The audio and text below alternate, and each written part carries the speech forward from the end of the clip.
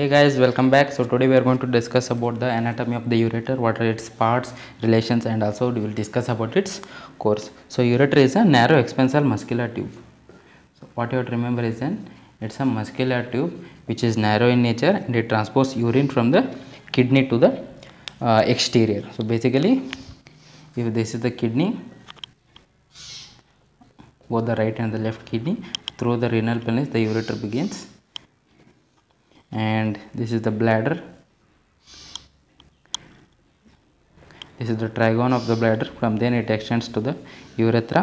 This is the prostate, and this is to the exterior of the urethra. So basically, ureter is a narrow thick-walled expansile muscular tube which transports urine from the kidney to the urinary bladder, and here it is stored, and further it is excreted to the exterior. So this is about the ureter. What about the measurements? Totally, length is up to 25 centimeters. That's up to 10 inches, and diameter is up to 3 mm only. So 3 mm diameter and 25 centimeters in length. Those are the measurements of the ureter. So coming to the, now we will discuss about the course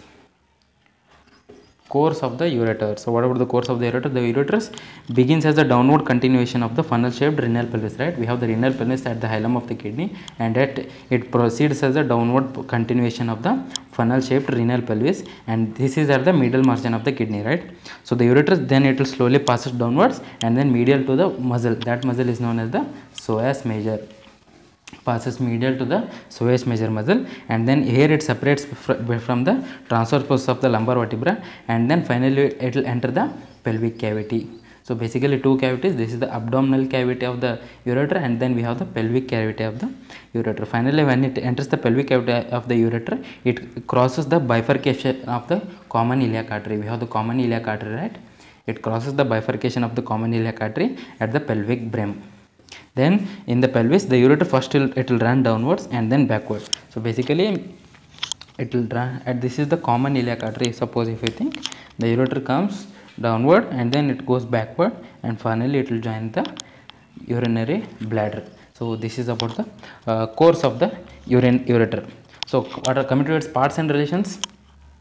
What about the parts and relations? Basically the ureter is divided into two parts. We have the abdominal part, and then we have the pelvic part. We have the abdominal part and the pelvic part of the ureter. So each part is approximately same in length, that's up to 12.5 centimeters and 12.5 centimeters. So basically it will add up to 25 centimeters of the ureter.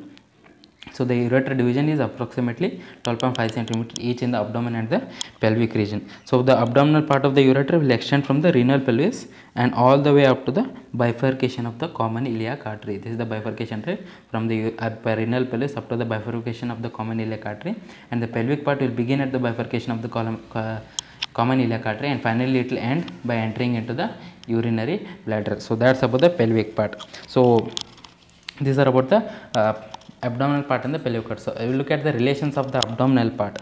So there are right ureter and the left ureter, right? So we will discuss about the right ureter abdominal part relations. Right ureter, anteriorly we have the second part of the duodenum, the right colic vessels, we have the ileocolic vessels, and also the right testicular or ovarian vessels, and also the root of mesentery on the anterior side of the right ureter. And what about the posterior side? We have the right psoas major and the bifurcation of the right common iliac artery.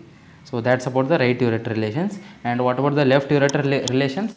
So coming to the relations of the left ureter, what do we have in the anterior part of the left ureter? We have the left colic vessels, and also we have the sigmoidal vessels, the left testicular and ovarian vessels, and also we have the sigmoid mesocolon on the anterior side. And what about the posterior side of the left ureter? We have the left psoas major muscle and also the bifurcation of the left common iliac artery. So those are the relations of the abdominal and pelvic part of the ureter. So thank you guys, thank you for watching. Please make sure to subscribe. Thank you.